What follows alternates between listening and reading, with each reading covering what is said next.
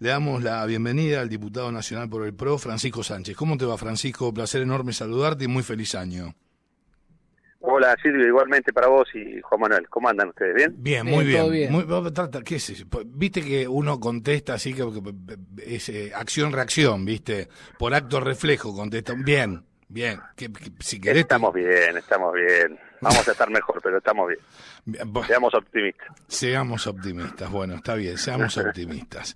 Bueno, en primer término, mira, quiero consultarte por lo que aconteció y cómo lo has visto, tu análisis, tu mirada, de lo que ocurrió en Brasil el día domingo, cuando un grupo muy importante de ciudadanos brasileros, así precisamente en la capital de Brasil, tomaba por asalto tanto el Poder Judicial, el Ejecutivo, como el Legislativo, ¿no es cierto?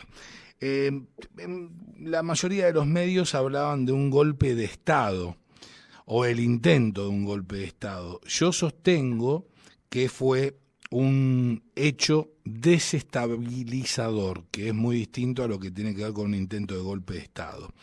¿Cuál es precisamente tu forma de apreciar este hecho que aconteció el día domingo allí en Brasilia? Bueno, primero quiero decir que más allá de que uno analiza y puede estar viendo y estar informado de situaciones que ocurren en otros lugares del mundo, la realidad es que uno puede tener una mirada parcial, pero no puede tener nunca la mirada completa, así que yo voy a dar mi opinión, no voy a dar una mirada de una verdad absoluta. Sí puedo decir que hace 70 días, o más de 70 días, que todos los días, millones de personas en todo Brasil, en todas las grandes ciudades de Brasil y en algunas ciudades medianas y pequeñas, vienen saliendo brasileros todos los días, sí, de manera ininterrumpida, a manifestarse en contra del resultado de las elecciones, en las que denuncian, y con muchas pruebas y con mucho dato, de que hubo fraude. ¿Qué es lo que ocurre en Brasil que no ocurre en Argentina? Ellos tienen un sistema parecido al nuestro, pero no es completamente igual al nuestro. Ellos tienen un sistema por el cual la Corte Suprema de Justicia, que aquí en Argentina dictamina en todo un año unos 20, 30 casos, allí lo hace en razón de 1000 casos por año aproximadamente. Es decir, la Corte Suprema de Justicia, que fue nombrada prácticamente de manera íntegra por Dilma Rousseff y sí, por Lula, sí, en 9 de sus 11 integrantes, se la pasan dictaminando y volcando en algunos fallos visiones políticas más que jurídicas. bueno, por eso Lula está bastante libre. Distinto, entre otras cosas, bueno, ese es un tema central aquí. Lula hoy tendría que estar preso. Lula en 3 instancias fue encontrado culpable, fue sentenciado a la cárcel y fue liberado por el Tribunal Superior de Justicia, el Supremo Tribunal de Justicia, que, reitero, está conformado por 11 miembros, de los cuales 9 son entre comunistas y integrantes del Partido de los Trabajadores, del partido de Dilma y de Lula. Que es lo mismo. Exactamente. Entonces, lo que hicieron fue no solamente liberarlo a Lula, sino también pasar por encima una ley que tenemos en Argentina a la espera de que se apruebe, que es la ley de ficha limpia, por la cual las personas que hayan sido encontradas culpables, sentenciadas por delitos, no deberían presentarse a cargos electivos. Entonces, según esa ley vigente en Brasil, Lula no podría haber sido candidato. Sin embargo, el Supremo Tribunal de Justicia le concede la posibilidad a pesar de esa condición. Es decir, se saltearon todas las leyes para habilitar a Lula como candidato. Y después, lo que digo, las sospechas de fraude que nunca fueron investigadas por la justicia, y de hecho no solamente no fueron investigadas por la justicia, sino que inclusive algunos opositores y algunas personas que habían denunciado que ahí había habido corrupción o que había habido falta de transparencia, fueron en algunos casos encarcelados, en algunos casos fueron sancionados con el bloqueo de sus redes sociales, algunos medios también sufrieron esa situación, con lo cual lo que nosotros vemos que ocurrió este domingo es de alguna manera una parte de todo lo que viene sucediendo en Brasil, pero está lejos de ser lo que hoy los medios mayoritariamente en Argentina están vendiendo como un golpe de Estado. Un golpe de Estado no se da por un grupo de personas como los que uno puede ver manifestándose de la manera que lo hicieron, en algunos casos violenta, pero sobre todo personas que estaban ocupando edificios públicos un día domingo, donde no estaba ni Lula, ni los miembros del Tribunal Supremo, ni los integrantes del Congreso de Brasil.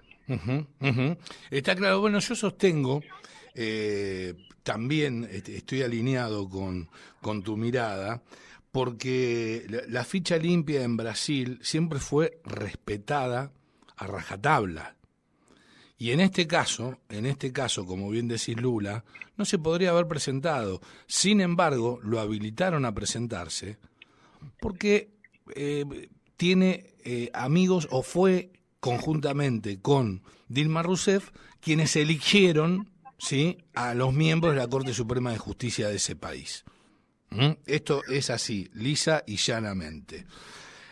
Ahora Hay que decir, Silvio, sí, que sí. aquí en Argentina muchas personas bien intencionadas, y obviamente recuerdan la experiencia con los gobiernos militares, temen que haya un golpe contra la democracia. A veces los golpes contra la democracia se dan desde adentro de la democracia, del sistema institucional y republicano y democrático. Bueno, fíjate lo que Esto pasó en podemos Perú, por ejemplo, el intento de no golpe. solamente en Perú, lo ¿Y tenemos acá? en Bolivia. ¿Y acá? En Bolivia, Luis Arce, Sí, en Santa que Cruz fue de la presidente Sierra. elegido democráticamente, Sí. puso presa a la presidente que asumió de manera institucional, no a través de un golpe. La puso presa, lleva 2 años una mujer, una expresidente de Bolivia, 2 años presa.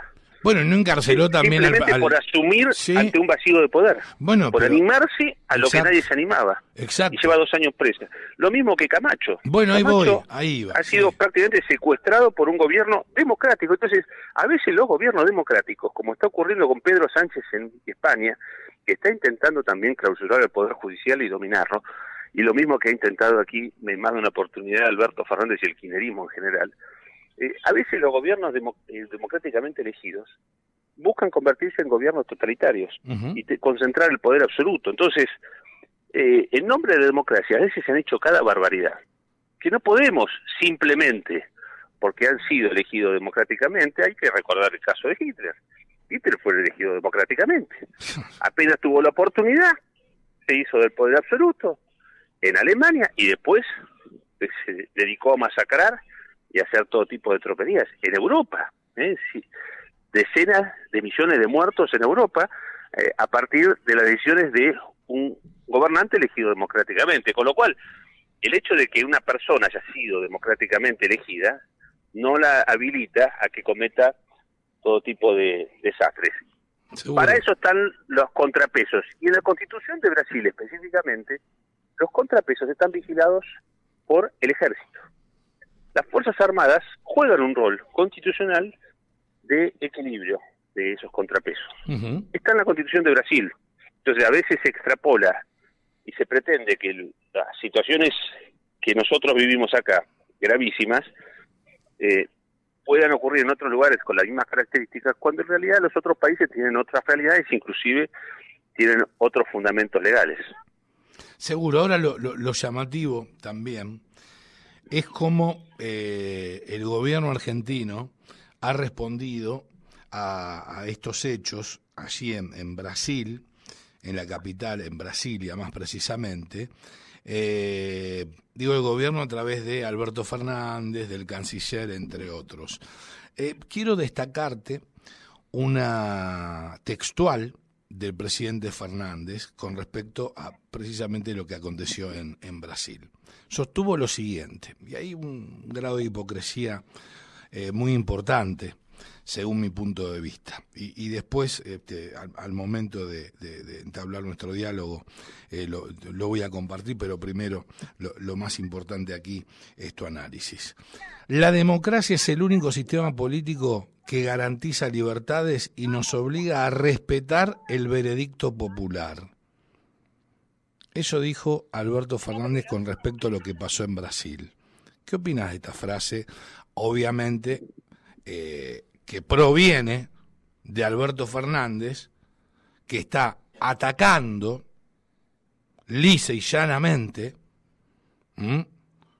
a una de las instituciones que conforman la República, que es nada más ni nada menos que el Poder Judicial, es la Corte Suprema de Justicia. Bueno, Alberto Fernández es miembro del Foro de Sao Paulo, un grupo que después viene del Grupo Puebla también, claro, y que tiene las raíces en el castrochavismo, es decir, está coordinado primero por Cuba y después ahora comandado por Lula, y del cual integra, por ejemplo, también Petro, integra Boric. Petro y Boric han sido, empezaron a destacarse por los desmanes que protagonizaron grupos de violentos de izquierda, primero en Colombia y después en Chile. Sí.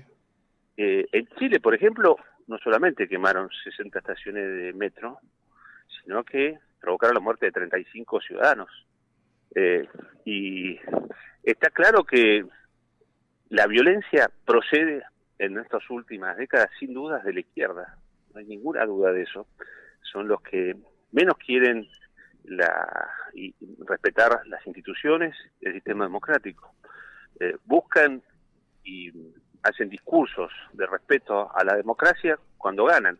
Si no, hacen como ocurrió en Argentina, tiran 14 toneladas de piedra contra el Congreso, cuando no les conviene o no están de acuerdo con una ley. Con lo cual, no se puede hacer mucho análisis de parte de un hipócrita, un cínico y un mentiroso, y por otra parte un cobarde como Alberto Fernández. Bien, vamos a la textual de Cafiero, que me parece, canciller de la República Argentina, este tipo nos representa también, sostuvo lo siguiente: radicalización de las derechas antidemocráticas en la región. Esto refiriéndose obviamente a este ataque de los seguidores de Jair Bolsonaro contra las instituciones en Brasil. Pero también sostuvo que cuando era jefe de gabinete y la oposición argentina hablaba de infectadura, yo advertí, dijo Santiago Cafiero, que había en la oposición una colonización de parte de tendencias de la derecha antidemocrática. Y luego culpa tanto a Donald Trump como a Bolsonaro y obviamente en la Argentina a Mauricio Macri. Dichos del canciller argentino. Les viene eso, pero la verdad que es un discurso muy vacío, ¿no? Ya nadie le presta demasiada atención a lo que dice este gobierno, sus distintos representantes. Les queda un año para irse y por supuesto eso nos alegra mucho. Se van a ir como se tienen que ir, a través de el golpe de las urnas, como tiene que ser. Es un gobierno que nunca ha dado respuesta a los argentinos y todo lo que han hecho han sido este tipo de fuegos artificiales que debe servir a ellos, como este pretendido juicio político contra la Corte Suprema de Justicia. ¿A quién les sirve eso? A los argentinos no les sirve en absoluto, les sirve solamente a ellos. Además, no está en nuestra agenda, no está en la agenda del ciudadano de a pie, Francisco. La realidad es que se puede hablar de izquierda, de derecha, vamos a suponer que es así. Y se puede pretender de que hay unos buenos y unos malos. La violencia siempre está mal, está clarísimo eso. Sí, nadie eso pretende claro, que se imponga la violencia. Nadie está buscando la violencia como método de resolución de conflictos. Pero la realidad es que primero hay que demostrar que efectivamente las personas que iniciaron los actos vandálicos en Brasil no hayan sido infiltrados. Va a ser muy difícil establecerlo con el sistema judicial brasileño actual. Ustedes saben que depusieron por decreto al gobernador de Brasilia, es decir, lo echaron. Sí. El presidente de Brasil se arrogó una facultad constitucional, es cierto, absolutamente ilegítima, dijo que el presidente de un partido distinto al PT había sido el responsable de esos desmanes, con lo cual lo echó. Y por otra parte, encarcelaron a cerca de 1.200 personas, sí. sin juicio previo, sin ninguna causa, y la tienen en condiciones infrahumanas, a 1.200 personas que se estaban manifestando enfrente de el edificio del Comando Mayor del Ejército. Y los encarcelaron porque dice que estaban promoviendo la sedición. Yo creo que es claramente ya lo que está adoptando este gobierno de Lula, es un gobierno de tinte totalitarista, autoritario, antidemocrático, y que lo que está buscando es hacerse del poder absoluto. En un país que, por supuesto, tiene muchísimas complejidades, es un país enorme, es una de las principales economías del mundo, es un país muy grande, muy poblado, y que había mejorado mucho económicamente de la mano de Brasil, de Bolsonaro y Guedes, ¿no? Obviamente, Guedes fue un ministro muy importante para Brasil, no solamente de la mano de Bolsonaro. Ahora, ¿qué van a hacer con Brasil? Yo creo que lo van a destruir. Pero no van a destruir necesariamente la economía, van a destruir las instituciones. Porque a la izquierda lo último que le importa es que el sistema funcione. Lo que les importa es que el sistema funcione para ellos, para imponer su agenda. Fíjate que pasaron de 22 ministerios a 37, entre los cuales metieron todos ministerios ideológicos. Es decir, van a destruir Brasil ideológicamente, que es lo que no lograron hacer en su momento, o lo van a lograr, o lo van a intentar lograr ahora. Y el primer golpe que hicieron, a mi entender, primero fue el ataque al sistema democrático y representativo, y después, a mi entender, es esta movida que se mandaron el domingo.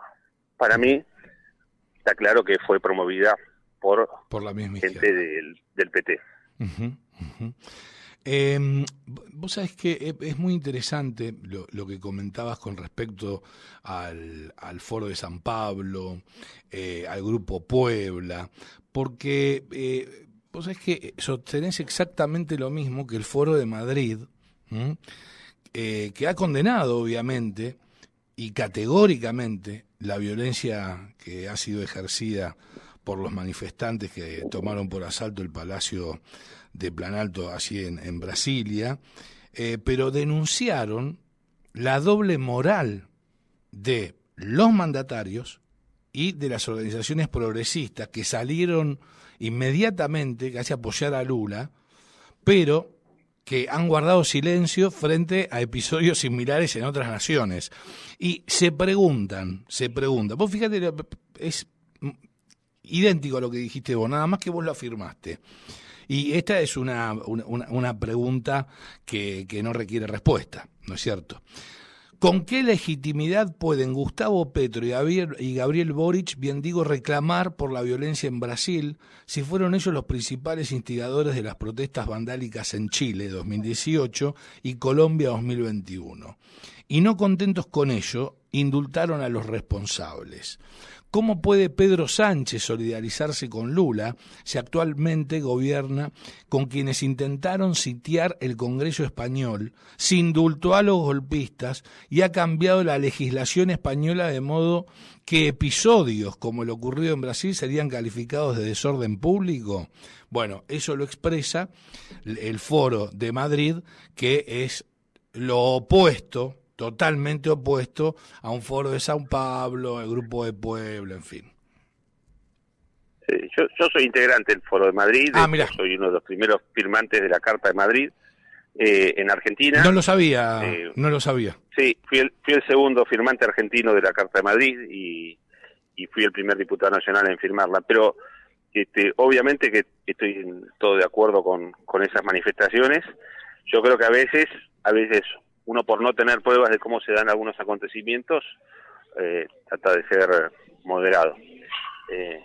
Nosotros tenemos, y yo tengo particularmente, mucho vínculo con muchos brasileros, con gente de medios de comunicación y con políticos brasileros. Uh-huh. Lo que a nosotros nos llega a Argentina es muy parcial respecto de lo que está ocurriendo allí.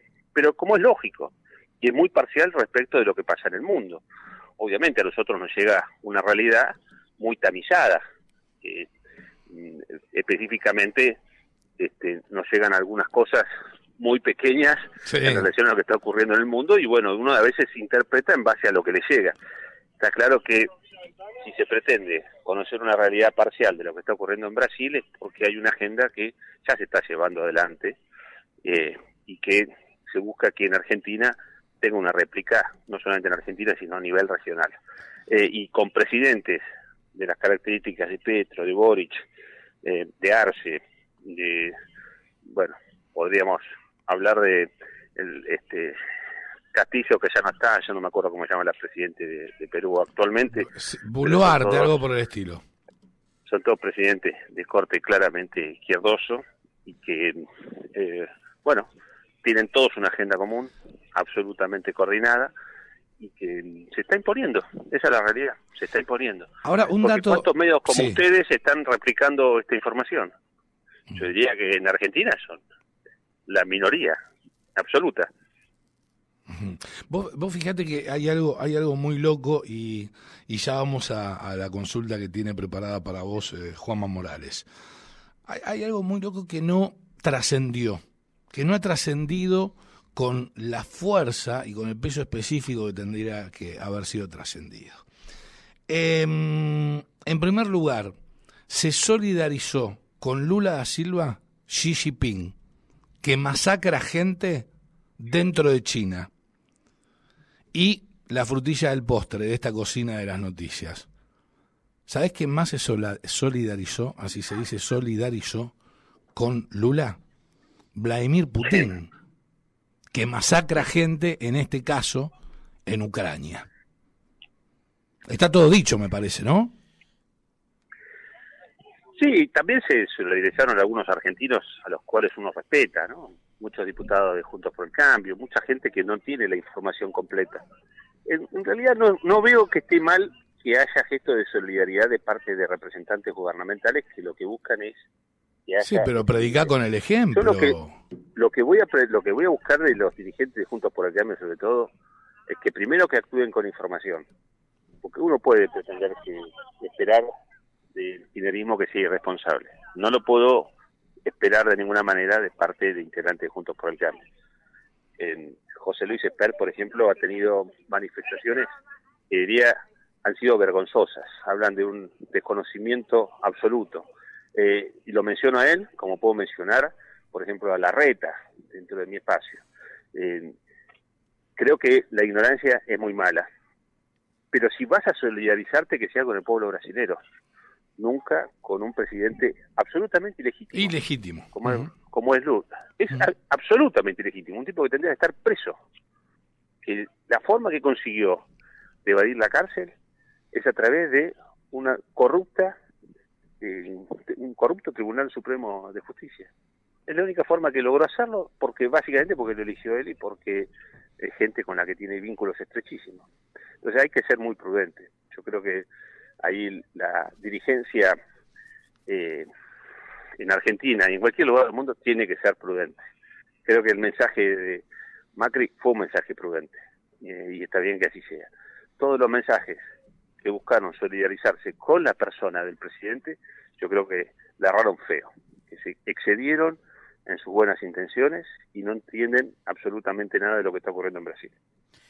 Francisco, ¿cómo estás? Juanma Morales te saluda. Bien, Juanma, muy bien. Bueno, me alegro mucho. Francisco, bueno, vos sos un dirigente que está muy cercano a Patricia Bullrich. Te traigo a los temas a Argentina y te hago la última pregunta con esto. Bueno, sobre todo consultarte cómo están trabajando en el armado de la candidatura a presidente de Patricia Bullrich. ¿Cómo ven ustedes el panorama electoral este año? Y bueno, ¿cuál es la visión que tienen en, digamos, Argentina, pero también aquí en Neuquén, ¿no? ¿Cómo lo estás viendo vos como dirigente de Patricia Bullrich, diputado nacional, aquí en Neuquén también? Mira, sobre lo nacional, estamos trabajando con un grupo de dirigentes a nivel nacional, apoyando la candidatura de Patricia, cada vez somos más. También tenemos muchísimos equipos técnicos, tenemos una coordinación de los equipos técnicos que están funcionando muy bien, hay responsables por cada una de las áreas, hay planes de gobierno en los que se está trabajando también en proyectos de ley para hacer algunas modificaciones importantes, ya se van a anunciar oportunamente, eso lo va a hacer seguramente Patricia y cada uno de los responsables de las distintas áreas. Hay un desarrollo territorial, por supuesto hay referentes en todas las provincias. Yo soy referente de Patricia aquí en Neuquén, y aquí como estoy yo, hay referentes en cada una de las provincias argentinas, y creo que eso viene muy bien. Se definirá en su momento cuál será la fórmula que presentará Patricia, quién la acompañará. Ya veremos cómo se desencadena eso. Ya son tiempos que se están acercando aceleradamente, con lo cual nos vamos a enterar próximamente. Pero seguramente Patricia va a ser elegida dentro de las PASO como candidata de Juntos por el Cambio, y seguramente Patricia va a ser elegida presidente de Argentina. Eso a mí me genera muchísimo entusiasmo, porque creo que las cosas van a cambiar verdaderamente en Argentina cuando haya alguien realmente valiente, que confronta los problemas y que sea seria y experimentada como Patricia. Esa es la apuesta que uno tiene, y independientemente de los contrastes de visión en algunos puntos, no tengo duda de que es la persona que necesita Argentina hoy para sacar a nuestro país de este vacío de poder, de este caos en el que estamos, de esta falta de claridad que nos impide crecer. Lo mismo pretendería acá en Neuquén, Juanma. Sí. Pero la verdad que hoy no hay ninguna alternativa en Neuquén que a mí al menos me parezca convincente. No hay ninguna, lamentablemente. Con lo cual, de mi parte, personalmente, esto lo digo, y más allá de lo institucional y de mi partido político, que sí ha optado por un candidato, yo he tomado distancia de la cuestión local. Pretendí ser candidato a gobernador, no tuve las adhesiones suficientes, ni dentro de mi partido, ni fuera de allí, con lo cual acepto la regla de juego, pero no creo que haya un candidato hoy en Neuquén o una idea que solucione los problemas de fondo. Por ejemplo, uno de los grandes temas que entiendo yo que tiene Neuquén es el déficit público. Las empresas públicas el año pasado arrojaron un déficit de 26.000 millones de pesos.